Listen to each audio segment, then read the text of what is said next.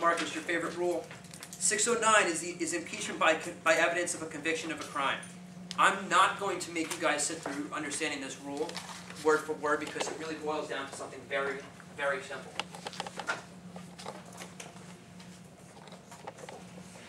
Is this clear? Can you see that? Can you zoom in? Yes.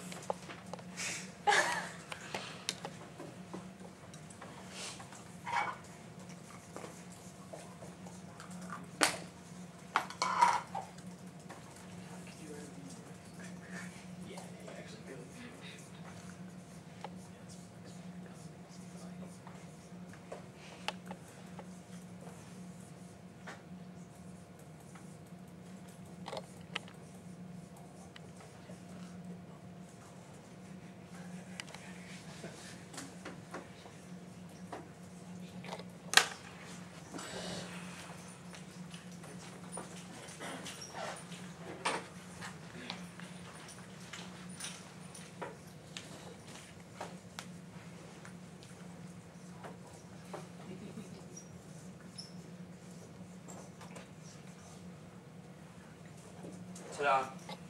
Rule 609. Rule 609 deals with the introduction of a conviction of a crime.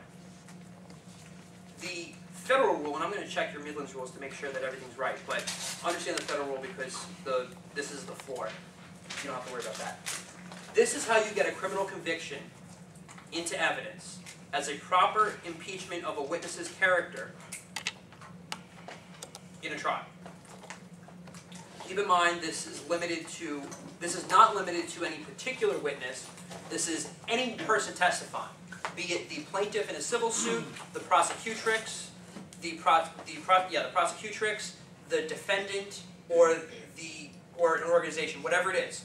Its character. It applies to anyone and anyone.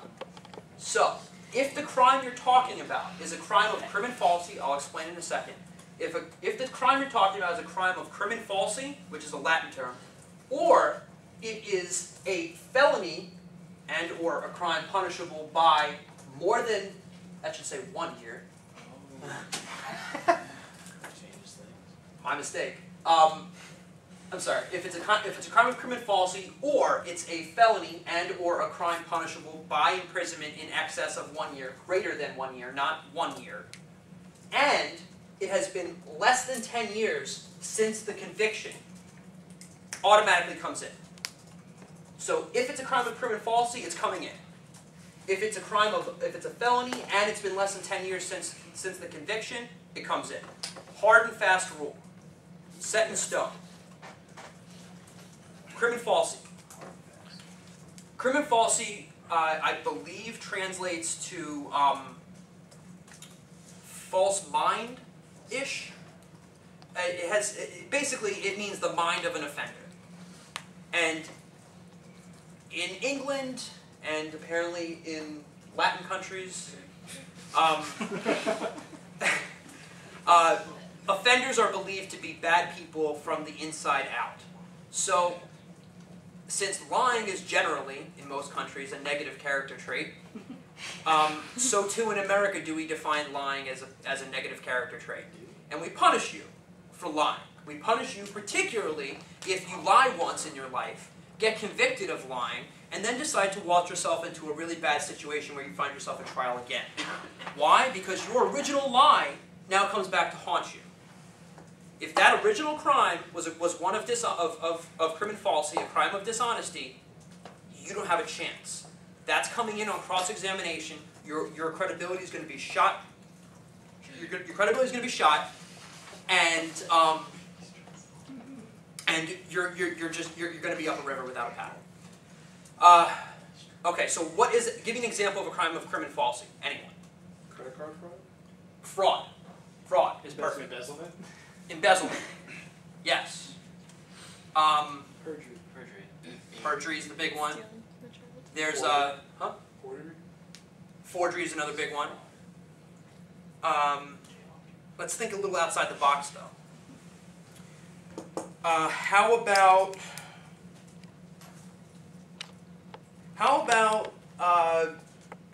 Impersonating police officer. Yes, that was it. That was it. Impersonating a police officer. That's a big one. Why? Because it's a crime, number one. And two, because you're lying about something. You have to remember that this is only conviction of a crime, which means two things.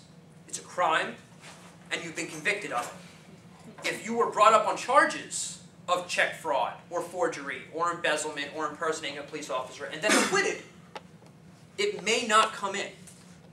The reason being is because we believe in our system, and our system says that if you go through a trial and you're acquitted by a jury of your peers, then you didn't commit the crime.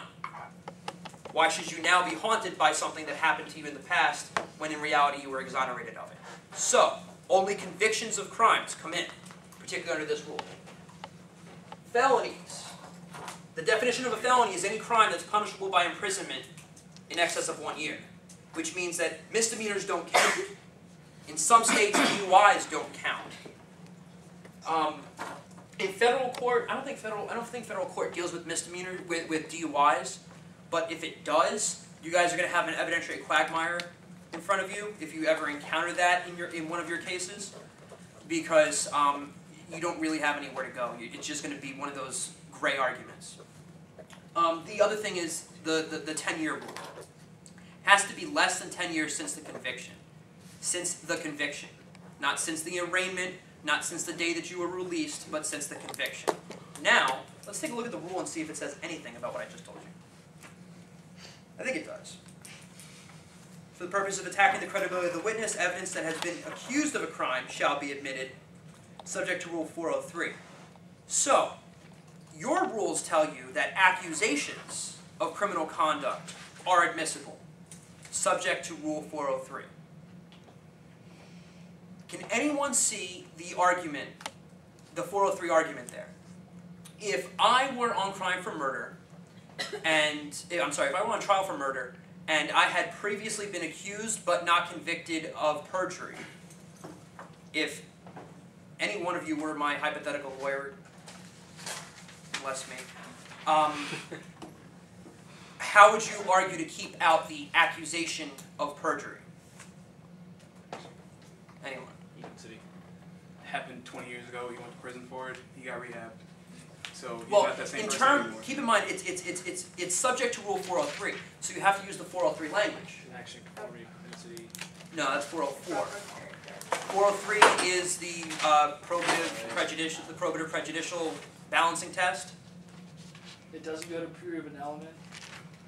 It doesn't go towards your bias or your credibility. The fraud he did in the past doesn't really do anything for this case. You're just trying to paint him as a fraudulent person. Oh, you said you were acquitted of it, right? No, accused. Yeah, you were accused of perjury, but never convicted of perjury. Correct? We can technically assume that the charges might have been dropped.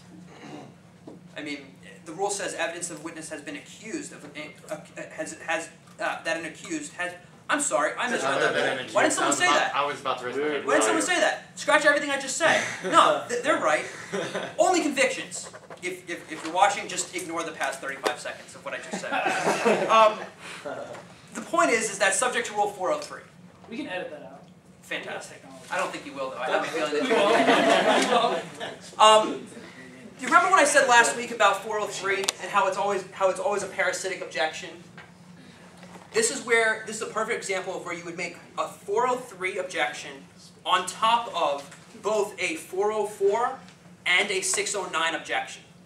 So, if my crime was an accusation of crim and falsi, but I was never convicted, the 403 argument is, Your Honor, while this may be relevant, the danger of unfair prejudice substantially outweighs any probative value that this may have, because it's improper character evidence as under Rule 404, as it's going to show action and conformity therewith. That is that Mr. Doyle has allegedly lied about something in the past, and is now being portrayed as lying again.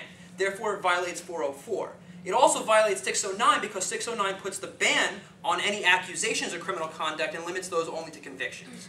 Therefore, it's inadmissible under 404, 609, and 403. That's the proper way to make that objection. And since you guys have that on videotape, there's no reason why I should ever screw that up, right? Yeah. You need a copy of that. It's going on our YouTube channel. So Quick question. For crime and falsity, does it still have to be within the last 10 years? No. No. And I mean, knowing what you know of what I just talked about crime and falsity, why wouldn't they put a 10-year limitation on it? Rehabilitation. If you're a thief at age 16, are you necessarily a thief at age 26? No. I mean, I've done. No, I haven't.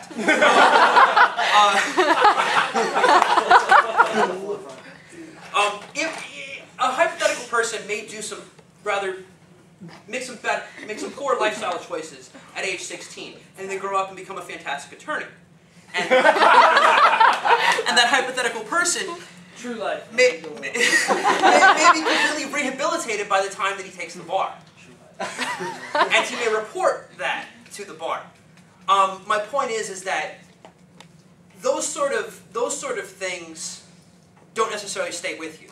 But if you're a dishonest person, then your parents really screwed up with you, and you're either just hellspawn, or you weren't taught right from wrong.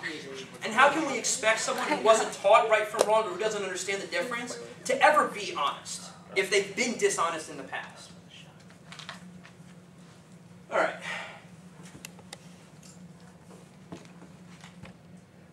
609A talks about the kinds of crimes, and 609B is that 10-year limitation on it. Anyone have any question on 609A or B?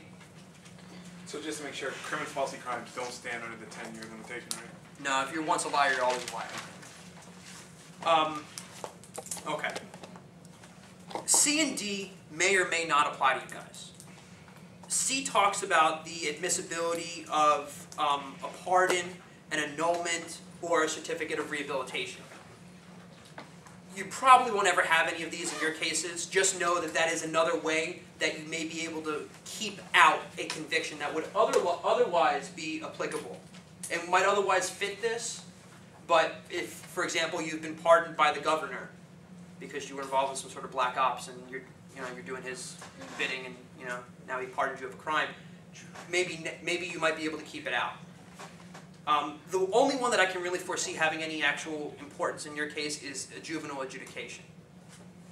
And this rule says that 609 subsection D says that evidence of juvenile adjudications is generally not admissible under this rule. That's really all you have to argue.